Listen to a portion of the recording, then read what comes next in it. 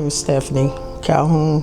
I'm 50 years old, and I've been going through a life of the struggle that I had by using drugs. My choice was crack cocaine.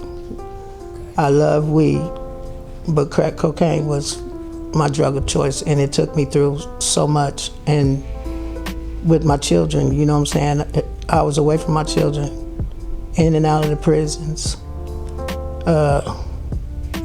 The only thing that woke me up is when I had grandkids. When I had grandkids, I stopped going to jail and stopped doing a lot of things, but I did not stop getting high. Me and Stephanie Calhoun been friends for over 40 years. I done seen her up, I done seen her down. You know, people like to talk about the negative things she done. They don't know, or they forgot that she was one of the youngest people working at Mount Pleasant when she graduated from high school. She had a car, she had it going on. She just got caught up in something and she let it get a hold of her. When the rock crack cocaine did come out, you know, I tried it, and I wasn't influenced or anything. I just tried it and I liked it. I was with my best friends, you know what I'm saying? But it wasn't no smoking out no pipe. It was smoking out of paper. We would smoke Mo's, Primos. It became a fad to smoke what we call Primos. So, you know, guys would go get on, whether, you know, some guys had access to guys here in Middletown that were already, you know, selling, you know, large amount of drugs. But, you know, we would, even at the age of around 15 or 16, we would get together, cut our dope up, and then the crumbs, we would sprinkle it over marijuana, you know, and smoke these joints. Not knowing, you know, how serious, you know, of an issue that would later become. And that's what we got addicted to, because we always had weed and drink, and we always stuck together.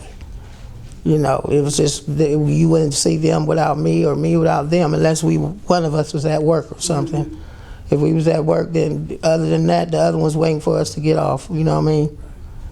But yeah, that's how it all happened. We all tried. I tried it, I liked it, and we just started smoking Mo's. The Primos crushed this city to a certain extent, man. Just as far as the athletes, man, I can't, there's so many guys that I could name, athlete after athlete after athlete, that were smoking these Primos and just never stopped. To me, when crack hit Middletown, it was a surprise. It was just, bam, it was here. And they took it like it was weed. And I think that's why it ran so fast. And then some people graduated.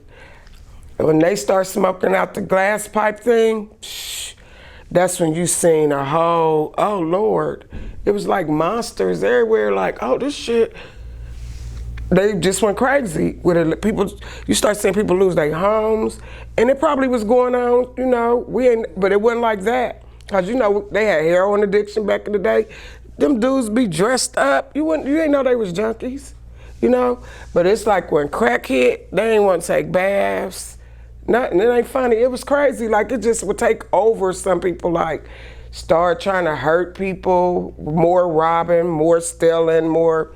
It disconnected a lot of people in so many different ways. Everybody got disconnected in some kind of way, whether you did the drug or you didn't. You was affected by it. When I realized that I was hooked is when I quit my job at Mount Pleasant. I knew I had to get away, because I was doing more than I would normally do. Yeah. You feel me? I knew I had to get away, so I ended up quitting my job and going to El Paso. And I stayed there for a couple of years or whatever, but when I came back, you know, when you got associates, I don't care how long you're gone, until you move to a different state, city or whatever, those people are gonna be the same, you feel me? So I come back home and I end up hanging out with my friends again, and that's when the urge came back to get high again. You know what I'm saying? I done been clean and sober, I don't know how many times, you know, like, it's not like it can't be done, but, you know, an addict is an addict. That's just one thing I can say. An addict is an addict. And it ain't what you do, it's how you do it. I'm Tony Burton. I am 51 years old. I have been friends with Stephanie for about 35 years, since we was about 15. I don't know, she was our star. She was our leader, you know. She was very independent, like, you know, her other friend Karen had said earlier, you know, very responsible, very, you know, on herself. Like she said, she had the car first, she had the money first, she just the independent, just organized, just together, all of that. It wasn't so much that myself shunned her or didn't want to be around her. I think it was her who not realized it, but felt that she wasn't, you know, she failed, which little did she know we all had failed at one point of another, you know. And I think she just felt that by her was the one that always kept us together and on track, that, you know, she had lost her way. So she kind of moved away from us pretty much. Crack Alley was in between Walnut and Washington. It was ran by the LA boys, the Dayton boys, somewhat the Rude boys, the Dog Pound.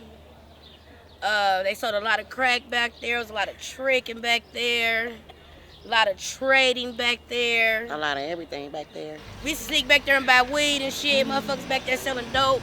We get caught back there. They'd run our ass from back there, but I used to love to go back there. My family was back there. They said, "Get your ass from back there." Nah, I'm coming in too. You know what I'm saying? But that was the place to go get crack. It was Walnut and Washington in the alley. Niggas get killed back there. Dolphins be back there laid out. Nigga throw some water on their ass, wake their ass up, they back getting high again. You know, that's how I remember it. Was New Jack City back there. They tell me it was a place to be if you wanted some money. Or honey, you know. That's where it went down at, you know what I mean? The gangsters reside at. It was money. They say it was so much money through here.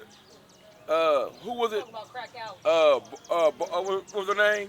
Barbara Walters had to come through here and check it out for herself. Yeah. That's teenagers. Police didn't go in the motherfucking alleys. No. Police didn't go in those alleys. They'd ride up and down the streets and look down the alleys. You wouldn't see no police ride through them alleys. They was scared. You know what I mean? Now they out here killing our motherfucking kids and shit. Killing people. But they was scared to go through that motherfucking alley. Because everybody done had problems. Everybody done been down and need picking up, whether it was drugs, financial, whatever. You ain't better than nobody else. Don't be like that. Because you'll never know when you're going to need somebody. That same person you pushed away because she started doing drugs and you didn't, or you stopped, or whatever. Don't be like that. I let it override my professionality. You know what I'm saying? Because I could be somewhere with carrying a briefcase. You know. But you made it sound like. No, I'm just playing. I just go anywhere you go, whether it's a professional setting or. But they love me. They love me out here. And they, you know, I got people that come to me when they already prepared to take their last breath. You know, they about to kill themselves. And you know, I thank God that things happen for a reason, and that shit happened for a reason, and that I'm there to help somebody. You know what I'm saying? You know, I look at stuff like that in my spirit, because if it wasn't for that time, that day, and at that time, then that person would probably be dead by now, because that's just how deep it was. And that ain't the first time. Still can understand. You know, I can still, yeah, and I will sit there. I don't give a damn what I'm doing. I feel people. I know. You know what I'm saying? Okay. And give them some. Yeah. Some knowledge. You know what I'm saying? And I'm the same always. You know what I'm saying? I don't change. I'm the same. I don't like negativity. I can't stand negativity because I do negative things. You feel me? And I can't stand it. So if I'm doing something negative, I'm not going to be negative. I'm going to praise God every moment of the way in the midst of my storm. You know what I'm saying? And, you know, like, that's about all I can say about that. All I know is, you know, I'm just glad to be here right now at the moment. You know what I'm saying? There is functional and dysfunctional. Yes. You know what I'm saying? And the moral to it is, it ain't what you do, it's how you do it. But once you accept you for who you are, you know what I'm saying? Once I can accept me for who I am and start loving me, no matter what it was, because God created me this way. You know what I'm saying? And I don't care about what nobody else say about me today. You know, I ain't trying to prove nothing to a motherfucker, I mean, excuse my language, to a person today. You know, it's just all about me. This is my life. I done did that. I'm 50 years old, and, you know, it took me this long to even get there, you know, but I'm glad I'm there.